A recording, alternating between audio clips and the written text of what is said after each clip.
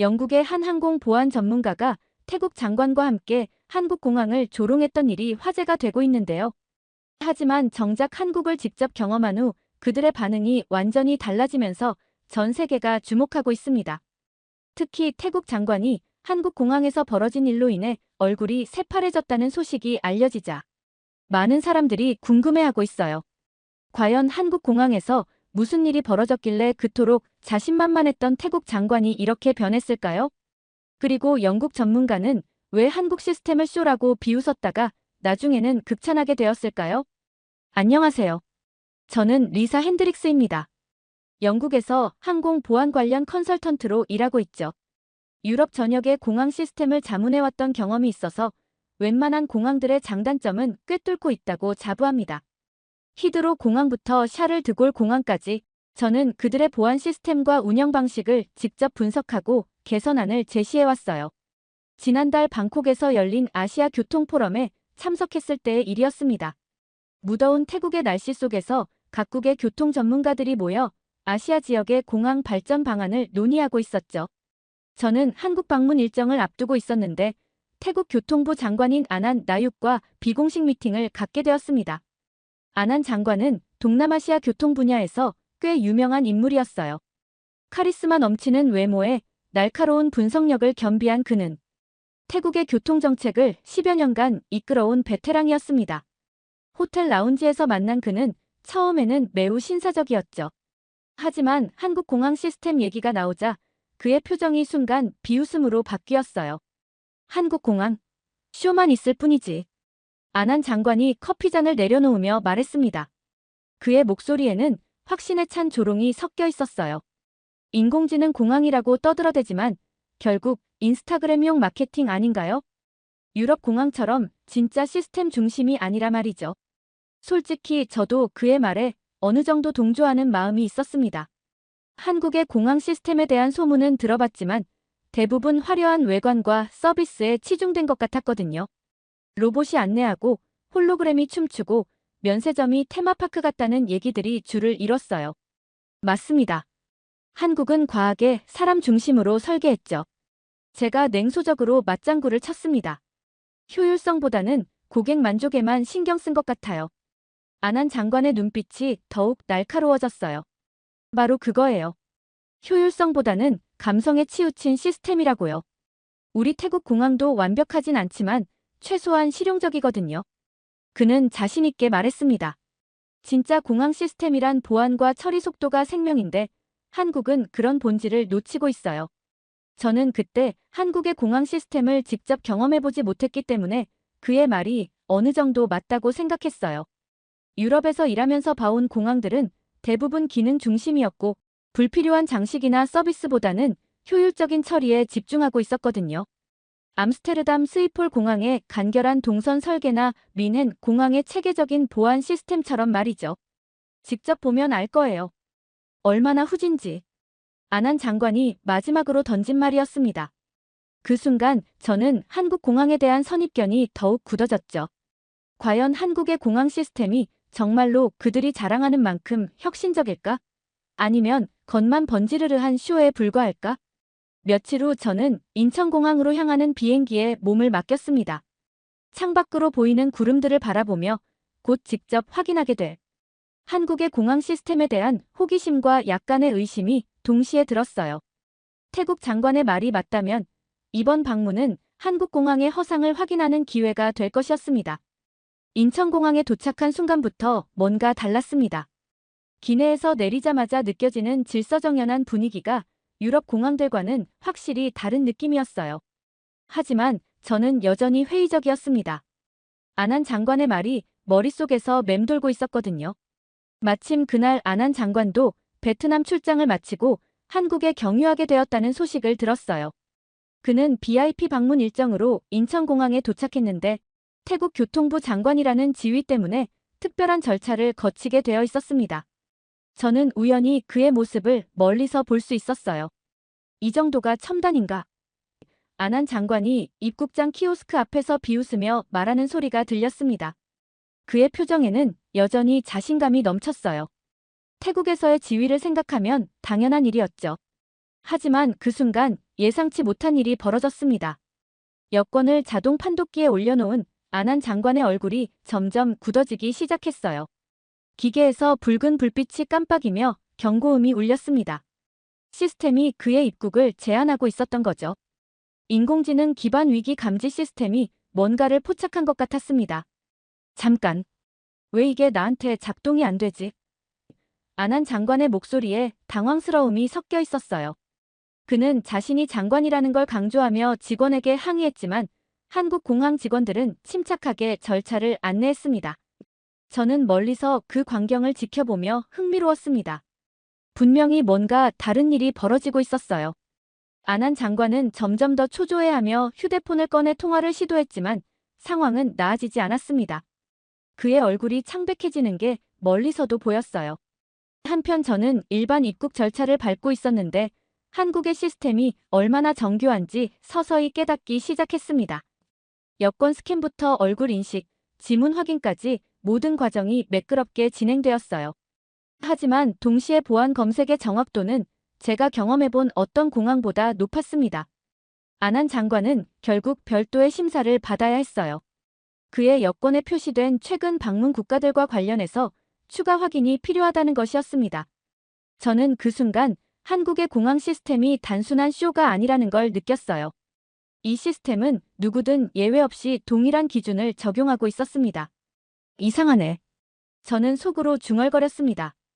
유럽 공항들에서도 VIP 대우를 받는 인물들은 대부분 간소화된 절차를 거치는 게 일반적이었거든요. 하지만 한국은 달랐습니다. 지위고하를 막론하고 모든 사람에게 동일한 보안 기준을 적용하고 있었어요.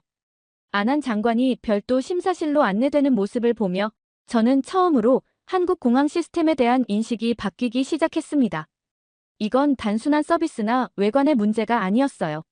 시스템 자체가 공정하고 정확하게 작동하고 있었던 거죠. 저는 본래 VIP 통로를 이용할 예정이었지만 항공편 지연으로 인해 일반 루트를 이용하게 되었습니다. 오히려 잘된 일이었어요. 한국 공항 시스템의 실제 모습을 더 자세히 관찰할 수 있었거든요. 보안구역을 통과하면서 저는 점점 더 놀라게 되었습니다. 모든 절차가 인공지능으로 연결되어 있었어요. 엑스레이 검색대에서 의심스러운 물건이 발견되면 즉시 담당자에게 알림이 가고 동시에 해당 승객의 과거 여행 기록과 현재 상황이 종합적으로 분석되었습니다. 이런 수준의 통합 시스템은 유럽에서도 보기 드문 것이었어요. 그때 한 명의 한국인 남성이 저에게 다가왔습니다. 정장을 단정하게 입고 있었는데 인상이 매우 온화했어요. 안녕하세요. 저는 김재훈입니다. 출입국청 스마트 시스템 본부장이에요. 그가 유창한 영어로 자기소개를 했습니다. 김재훈 본부장은 저에게 현재 상황을 설명해 주었습니다. 방금 전 태국 장관님께서 겪으신 일 때문에 연락드렸어요. 시스템에서 위험 신호 알림이 떠서 추가 확인이 필요했거든요. 그의 말투는 매우 차분했지만 확신에 차 있었습니다. 위험 신호요? 저는 궁금했습니다. 안한 장관이 무슨 문제라도 있었던 걸까요? 김재훈 본부장이 태블릿을 보여주며 설명했습니다. 최근 방문하신 국가들과 체류 기간, 그리고 입국 목적 등을 종합적으로 분석한 결과입니다. 인공지능이 패턴을 인식해서 추가 확인이 필요하다고 판단한 거죠. 그 순간 저는 충격을 받았습니다. 이 시스템은 단순히 신분증을 확인하는 수준이 아니었어요. 방문자의 전체적인 프로필을 실시간으로 분석하고 잠재적 위험 요소를 사전에 차단하는 시스템이었던 거죠. 이런 수준의 기술력은 제가 유럽에서 본 그 어떤 공항보다 앞서 있었습니다. 정치인이든 외국인이든 예외는 없습니다. 김재훈 본부장이 단호하게 말했습니다. 시스템은 모두에게 공정하니까요. 그의 말을 들으며 저는 한국 공항 시스템의 철학을 이해하기 시작했어요. 이건 단순한 기술 과시가 아니라 국가 보안에 대한 확고한 신념이었습니다. 김재훈 본부장은 저를 시스템 관제실로 안내했습니다. 거대한 스크린들이 벽면을 가득 채우고 있었고 실시간으로 공항 내의 모든 상황이 모니터링되고 있었어요.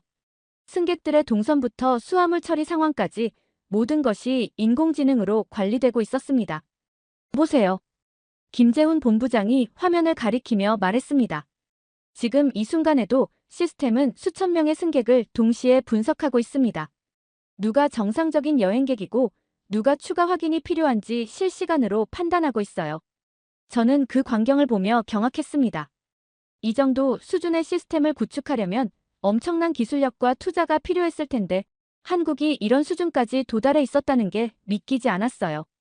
동시에 안한 장관의 말이 얼마나 잘못되었는지 깨달았습니다. 이건 쇼가 아니군요. 저는 솔직하게 인정했습니다. 김재훈 본부장이 미소를 지으며 대답했어요. 맞습니다. 우리는 국민의 안전을 책임지고 있어요. 그래서 누구든 예외 없이 동일한 기준을 적용하는 거죠. 관제실에서 나온 후 저는 공항 내 휴게실에서 잠시 쉬며 생각을 정리하려고 했습니다. 그런데 벽면에 걸린 대형 스크린에서 뉴스가 흘러나왔어요. 한국어였지만 하단에 영어 자막이 나와서 내용을 알 수 있었습니다. 인천공항, 연속적으로 가장 질서 있는 공항 선정이라는 제목이 눈에 띄었어요. 뉴스는 인천공항이 국제공항협회로부터 여러 차례 최고 등급을 받았다는 내용이었습니다. 특히 유럽 공항들과 비교했을 때 대기 시간이 현저히 낮고 자동 판별률이 가장 높다는 통계가 나왔습니다. 저는 그 순간 머리가 복잡해졌어요. 제가 그동안 유럽 공항들이 최고라고 생각했는데 객관적인 데이터는 완전히 다른 결과를 보여주고 있었거든요. 화면에는 각국 공항의 처리 시간과 정확도를 비교한 그래프가 나왔는데 한국이 압도적으로 앞서 있었습니다. 이어서 다른 뉴스도 나왔어요. 태국 공항에서 마약 밀반입 사건이 또 발생했다는 내용이었습니다. 보안 검색 과정에서 허점이 발견되었고 출입국 통제 시스템이 제대로 작동하지 않았다는 비판이 이어졌어요. 저는 그 뉴스를 보며 안한 장관의 얼굴이 떠올랐습니다. 그럼 우리가 더 후진 거였어? 저는 혼잣말을 했습니다. 지금까지 제가 가지고 있던 상식이 완전히 뒤바뀌는 순간이었어요. 한국 공항을 무시했던 저 자신이 부끄러웠습니다. 더 나아가 안한 장관과 함께 한국을 조롱했던 제 모습이 떠올라 얼굴이 화끈거렸어요. 휴대폰을 꺼내 인터넷 검색을 해보니 더 놀라운 사실들이 나왔습니다.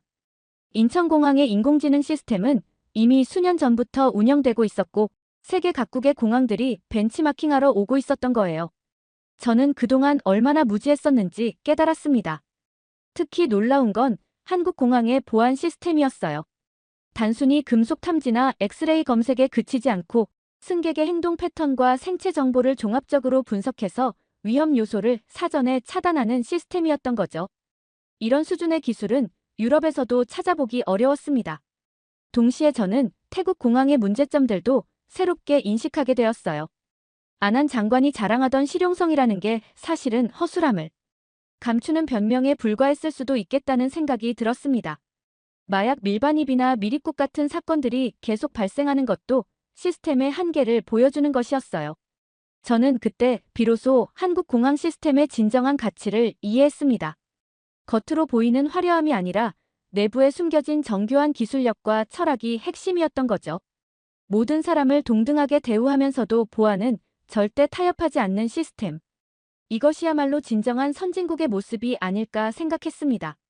휴게실에서 나오며 저는 다시 한번 공항 내부를 둘러보았습니다. 이제 모든 것이 다르게 보였어요. 로봇 안내원도 홀로그램 디스플레이도 그 모든 것이 단순한 쇼가 아니라 승객의 편의와 안전을 위한 정교한 시스템의 일부였던 거죠.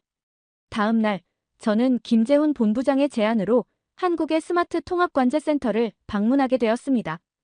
이곳은 일반인들에게는 공개되지 않는 곳이었는데 항공보안 전문가라는 저의 신분 때문에 특별히 견학할 수 있었어요. 센터에 들어서자마자 저는 압도되었습니다.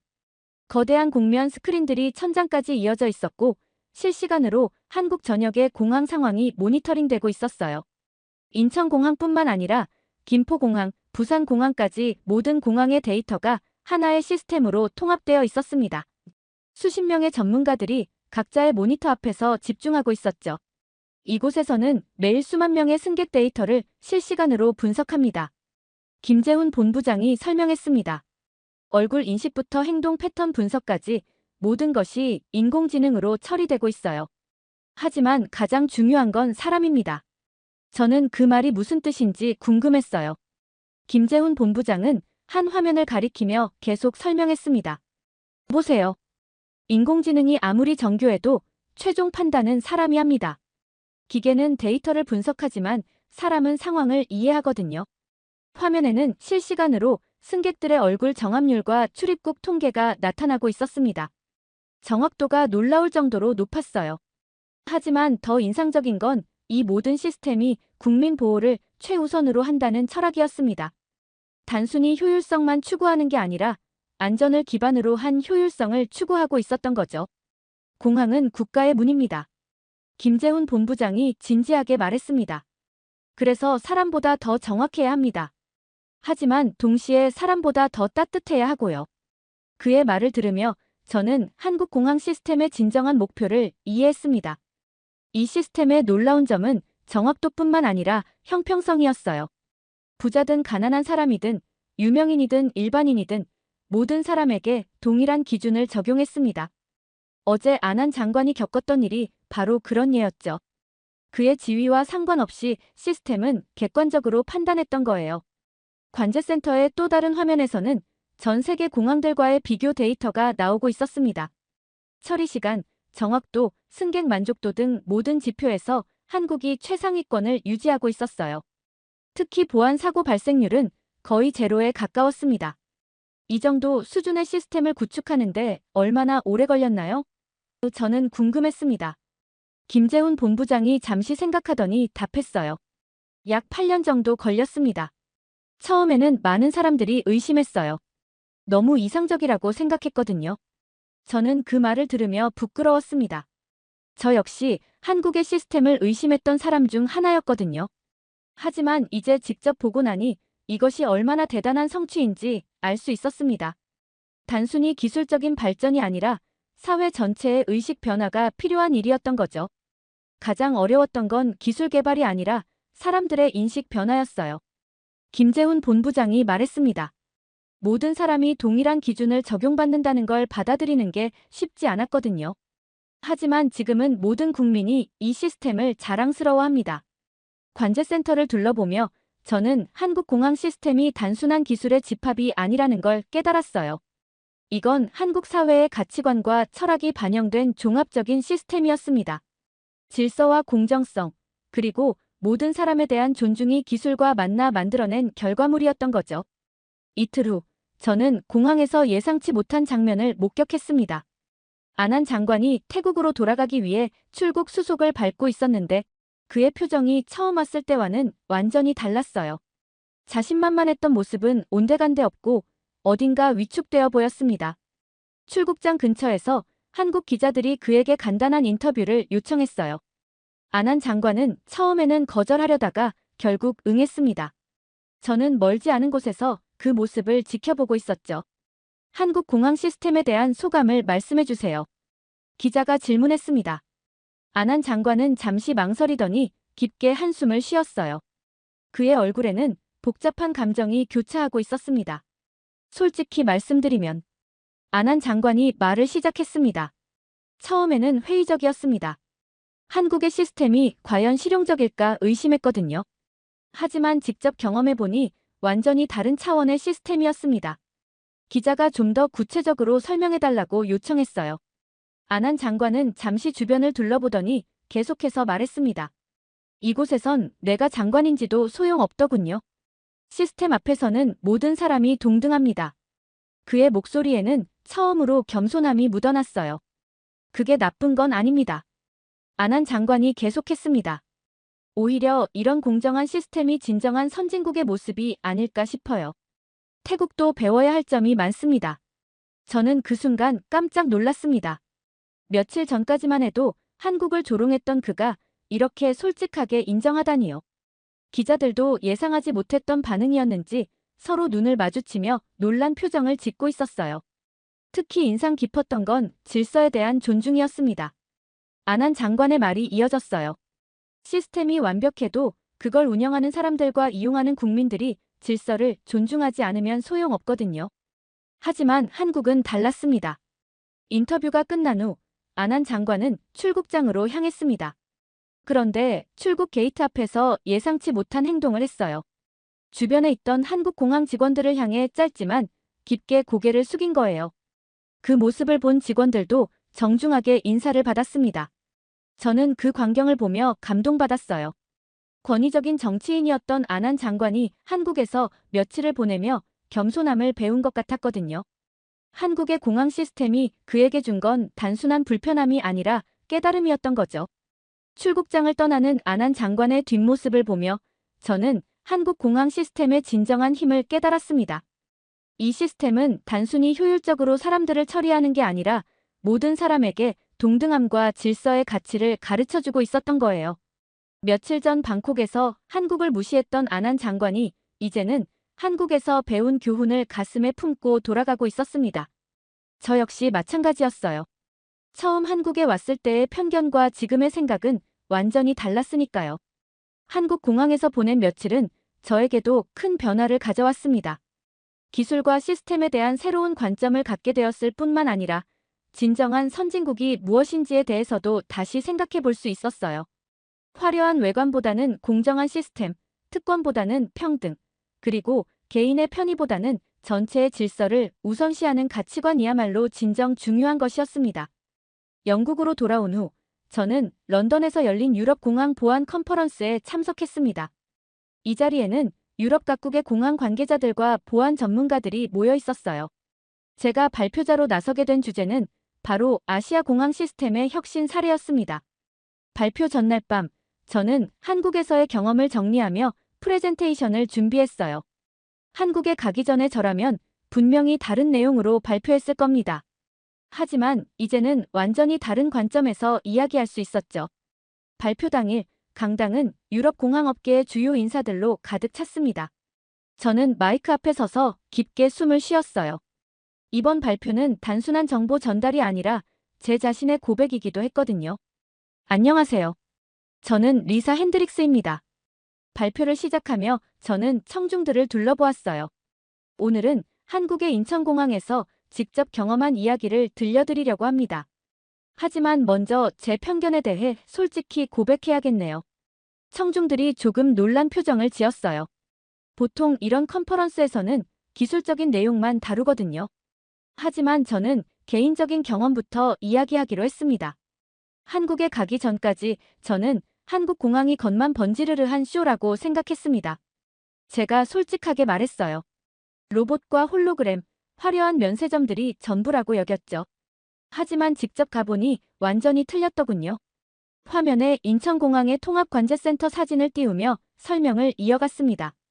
한국 공항은 겉만 번지르르한 쇼가 아니었습니다. 인공지능과 인간, 그리고 질서가 함께 작동하는 진정한 시스템이었어요. 청중들의 표정이 점점 진지해졌습니다. 저는 안한 장관의 사례를 들며 한국 시스템의 공정성에 대해 설명했어요. 태국 교통부 장관조차도 예외 없이 동일한 기준을 적용받았습니다. 이것이야말로 진정한 법치주의 아닐까요? 발표 중간쯤 한 참석자가 질문했습니다. 그럼 유럽 공항들이 뒤처진다는 말씀인가요? 저는 잠시 망설이다가 정직하게 답했어요. 객관적인 데이터로만 보면 그렇습니다. 처리 시간, 정확도, 보안 사고 발생률 모든 면에서 한국이 앞서 있어요. 그 순간 강당이 조용해졌습니다. 유럽인들에게는 받아들이기 어려운 현실이었을 거예요. 하지만 저는 계속해서 구체적인 데이터와 사례들을 제시했습니다. 감정이 아닌 팩트로 말하는 게 중요했거든요. 가장 인상 깊었던 건 한국인들의 질서 의식이었습니다. 저는 발표를 마무리하며 말했어요. 아무리 좋은 시스템도 그걸 이용하는 사람들이 협조하지 않으면 무용지물입니다. 하지만 한국에서는 모든 국민이 자발적으로 질서를 지키고 있었어요. 발표가 끝난 후 질의응답 시간에 많은 질문이 쏟아졌습니다. 대부분 한국 시스템의 구체적인 운영 방식에 대한 것들이었어요. 저는 제가 경험한 것들을 최대한 상세하게 설명해 주었습니다.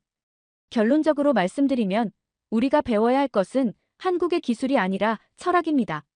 마지막 질문에 답하며 저는 강조했어요. 모든 사람을 동등하게 대우하면서도 질서를 유지하는 것, 그것이 진정한 선진국의 모습이라고 생각합니다. 컨퍼런스가 끝난 후 저는 영국 항공청에 제출할 보고서를 작성하기 시작했습니다. 이 보고서는 앞으로 영국 공항 정책에 큰 영향을 미칠 수 있는 중요한 문서였어요. 저는 며칠 동안 신중하게 내용을 정리했습니다. 보고서에는 한국에서 경험한 모든 것들이 담겼어요. 기술적인 측면뿐만 아니라 사회적, 문화적 배경까지 종합적으로 분석했습니다. 특히 한국 공항 시스템이 갖는 공정성과 투명성에 대해 많은 지면을 할애했어요. 한국의 공항 시스템은 단순한 기술의 집합이 아니다. 보고서 초반부에 저는 이렇게 적었습니다. 이것은 사회 전체의 가치관이 반영된 종합적인 시스템이며 기술과 인간이 조화롭게 결합된 모델이다. 보고서를 작성하면서 저는 계속해서 한국에서의 경험을 되돌아봤어요. 안한 장관의 변화된 모습, 김재훈 본부장의 확신에 찬 설명, 그리고 질서정연하게 움직이는 한국 국민들의 모습이 계속 떠올랐습니다.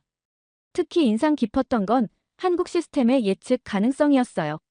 모든 절차가 명확하고 투명했기 때문에 누구든지 어떤 과정을 거치게 될지 미리 알 수 있었습니다. 이런 투명성이야말로 시민들의 신뢰를 얻는 기반이었던 거죠. 보고서의 중간 부분에서는 유럽 공항들과의 비교 분석을 제시했습니다. 객관적인 수치들을 통해 한국 공항의 우수성을 입증하는 동시에 유럽이 개선해야 할 부분들도 지적했어요. 이건 쉽지 않은 일이었습니다. 제 자신의 과거 작업들을 부정하는 것이기도 했거든요. 하지만 진실을 외면할 수는 없었어요.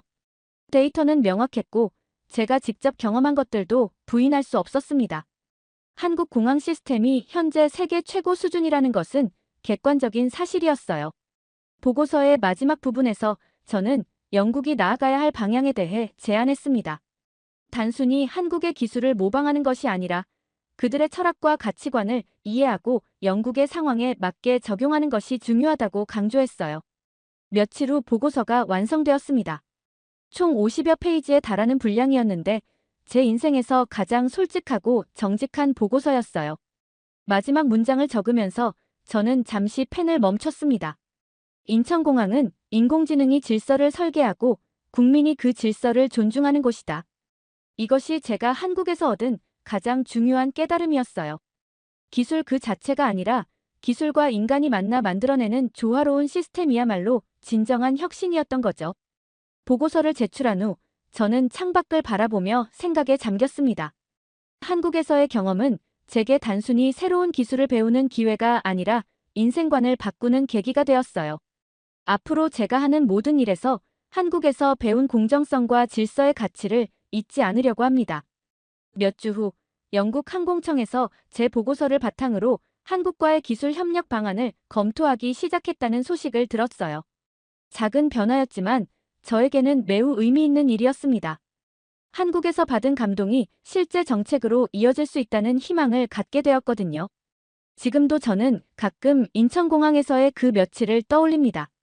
편견을 깨뜨리고 새로운 세상을 보게 해준 소중한 경험이었어요.